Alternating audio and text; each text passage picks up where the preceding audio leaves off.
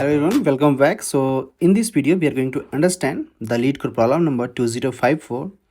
Two best non-overlapping events we have given. Okay, and we have to choose from many events, but we have to choose the best two non-overlapping events, and we have to return the maximum sum of their values. So what is the event we have given? Very first to understand here is that each event is a single array, you can say, or a 1D array, and events contain itself, as you can see, is a grid of events like this. So at each index, let's suppose for this case, let's suppose these are the values we have. So each value represent this as a event.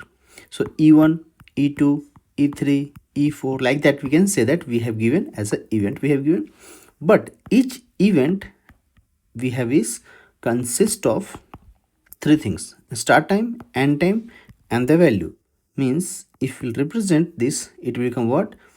Start time, end time, and the value. Three things combinations we have. Okay, so some of the constraint we have given that we will understand in this video, right? That let's suppose, for example, this, right? It is saying we have to choose at least two non-overlapping in such a way that events can be attended, and we have to find the maximized value after the summations, we can say. Okay, so understand that the event we represent like in the timeline like this, we can represent in the timeline, right? An example we have given like this. Okay, so we know that this is a start time, end time, and the value. Start time, end time, value. Start time, end time, value, right? So very first event that start at 0, it goes to 3. So you take the first value. Okay, and then we have another events. Let's suppose it goes to start from 4 and goes to 5. So this is the event we have. So these two are non-overlapping. Okay, if we are taking this event 2, means this is overlapping.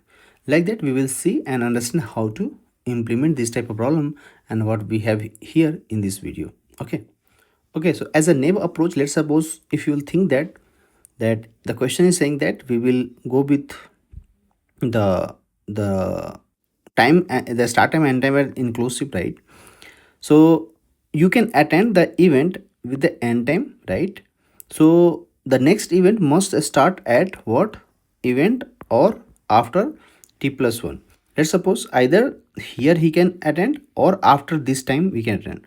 So if you see here, this is independent and this is independent because it ends at t. So this is a t, so either t or t plus 1. So either here we can take or after this timeline we can take.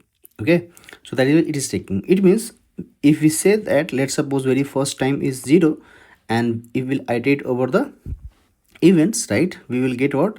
Start time, end time, value. Just we need to do is that, let's suppose the next time is less than equal to, we'll say, let's suppose for now, so it is event time plus 1, we can say that, right? And if we'll do the max sum, we can get what? Plus equal to value, and you will get the max value. You can update it each time, and end time you will keep updating that. Okay, so with respect to you, as a simple naive approach, we will say and return the maximum. But this will not work because the very first test case will work, but the next test cases will not work. That we are going to understand why. So this is not the approach, but this is too good to understand for any beginner who thinks that we can find like this, right? We can find the maximum like this. So I just want to show you why we have written these things. So we know that if we'll iterate over the events, we will find three things: start time, end time, and the value, right?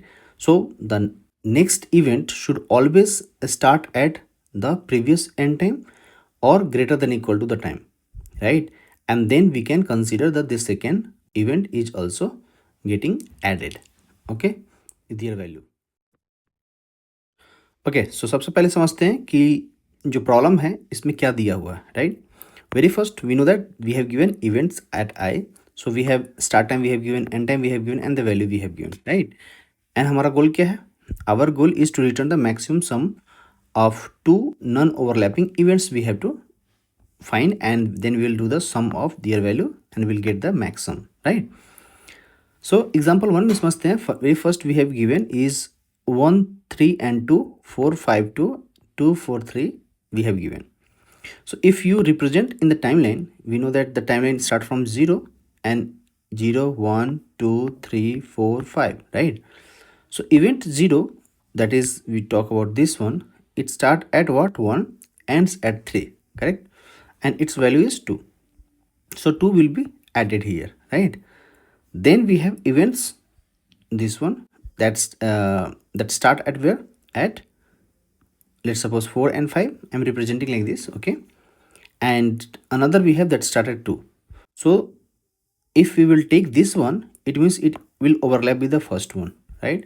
So this is not a good, we can say, timeline that we event that we are going to take.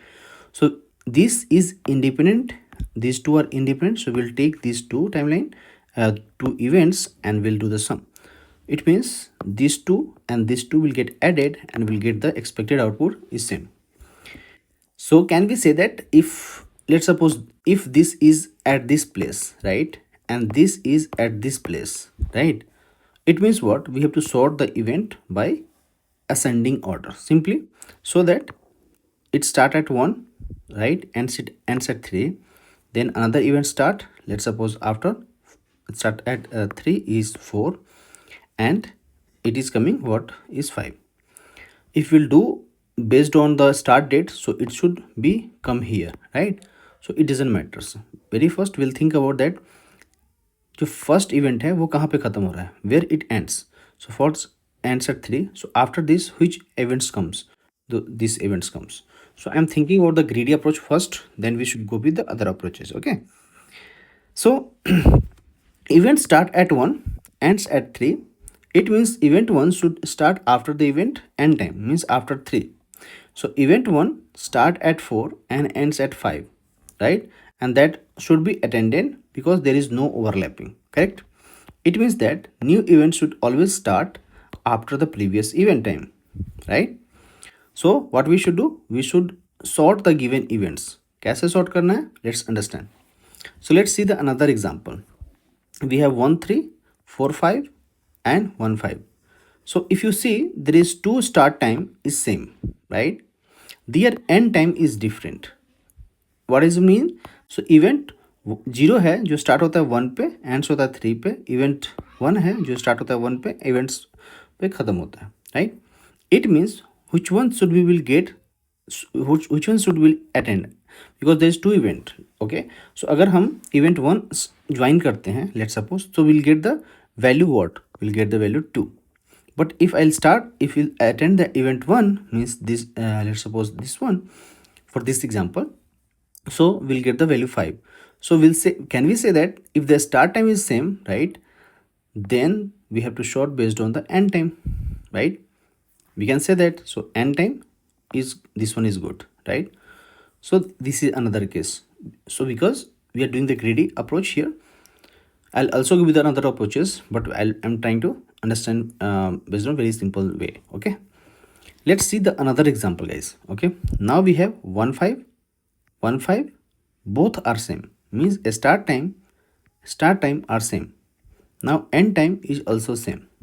What is the difference? In the value is different, right? So can I say, if both having the start time and the end time is same, then what we should do? Then we should sort based on the value, right? So this is the another thing that we should understand, okay? Let's try to understand through the code that we are going to do, right? Means हमें three things we have to see. Very first, the first approach जहाँ पे हमें देखना event start होता है, right? So the new event should always start after the previous event end time or at that time, so overlapping will not happen. If both having the same start time, means end time we have to check, right? And another is, if both having the start and end date both are same, means their value should be in the constraint to check, right, before sorting that, right? So हम लोग समझते हैं कैसे करते हैं, okay? Let's go to the code base. Let's suppose, okay, so हमने देखा, we have already seen that each event contains three parts: start, end, and event time, right? So let's come back to the this approach. So very first, let's suppose we'll create a time, based on the time, right? We'll create a time, times where will we have the list of arrays, you can say, right? So we want to convert the event in start and end time, right? So we'll have the start time and end time at here, okay? So very first loop on the array, right? On the events, you get the event. Each event contains what? This is at start time and this is end time. Can we say that? So start time denotes by event at 0, right? And we'll take some value, let's suppose call 1, and this is a event at 2. So what we have? Event at 2, the value, right? So we have seen, right? We have taken what? Start time is at 0, right? End time as this. Let me take this one. Okay, so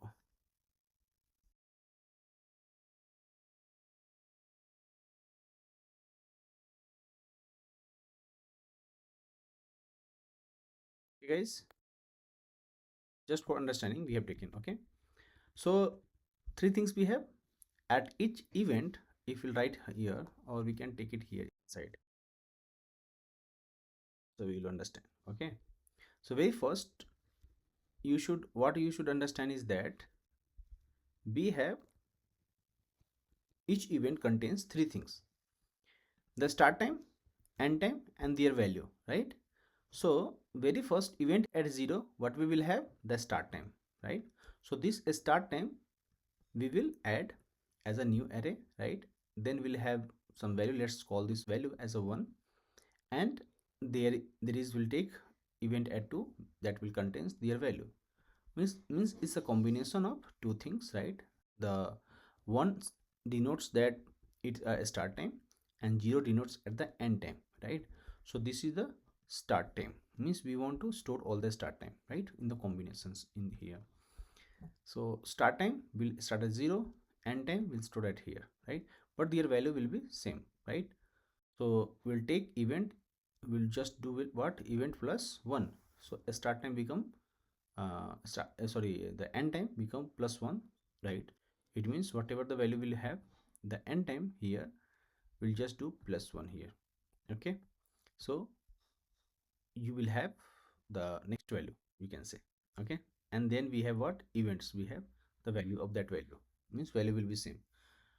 So we want to convert the event into start and end time with their value. Okay, now if you will sort the value, right? How? We want to sort the times first by time, then by type, right? So very first you sort this value. How will you sort? The two events will be there, two time will be there, let's suppose a and b. If both are same, right? If both are same, it means what? If it is true, we'll compare what? The it's end time, right? Okay, if not, then we'll sort based on what? It's a start time. If both having same, then we'll check the end time. If not, then the start time. That is why we said sort by the time. First sort by time, right?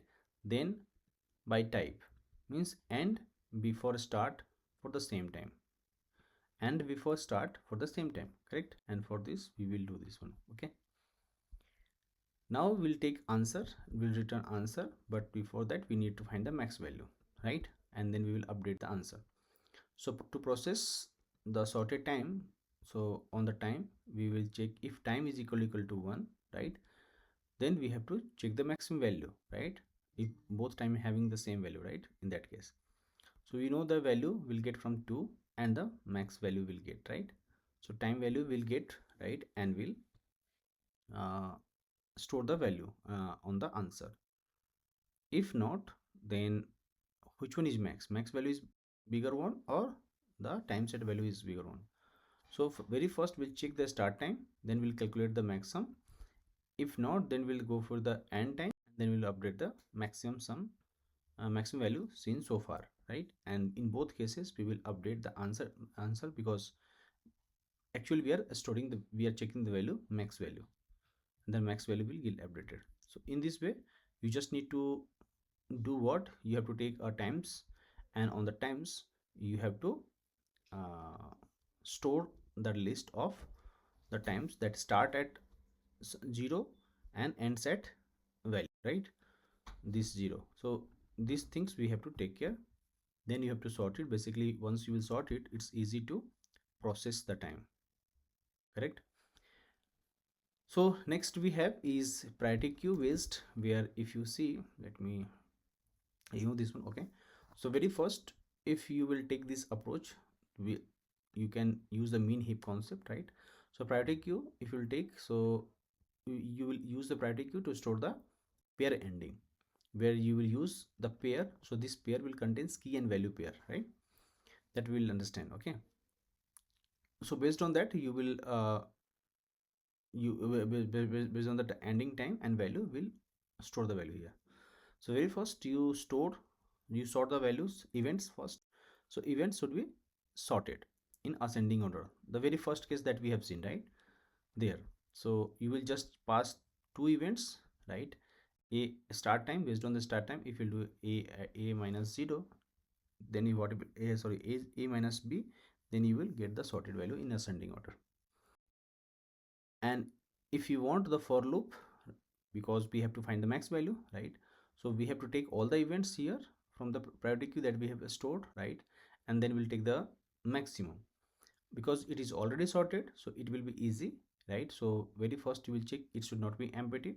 If it is not empty, get from the peak elements what is the key. If the key is less than event at 0, okay, so very first you check that the key should be less than the event at 0. What is the uh, event at 0 we have, right? So on the priority queue, you will keep checking with the event at 0, right? Then you will find what the max value. So each event get checked with its peak value, and you will find the max value. How? The max value will pass and the peak element value will pass, right? And you will add the max value. Now you will poll the top element, right? Because it is the sorted, so you will keep polling the value from the priority queue or heap, you can say. Okay, then you will remove what all the value from the priority queue, and then you will check the max value. What is the max value? So you will check the max value between the max sum and the max value plus event add 2. So event add 2, you will store what? The value. So if you'll do this, let's suppose the event 2 value, right? Event 2 value you can get from where? Here. But this is the event only, let's suppose. So the when the next time another event will come, so you will get the value here, right? So you will find the maximum, and then you will take the pair. Okay, so two pair you are adding here, event 1 and event 2. So two pair will keep adding onto the priority queue, and in this way you will find the maximum, right? So this is very easy problem, and it's just you need to find the way to understand how you are finding. So very first think about that you can do this problem by the priority queue, or you can also do by the greedy approach. Both way is perfect, and you can also do by the dynamic programming. So try by yourself. Let me know if you feel that you want to go with the dynamic programming. I'll explain in another video. Thank you guys. Thank you for watching this video. In case if you need any help, you can join our online classes for the structure way of learning. And for now, thank you. Bye. I'll see you in the next video. Thank you guys. Thank you for watching this video. If you found this video helpful, please like, subscribe, and let us know what you want to learn next in the comment below. And thank you for watching this video.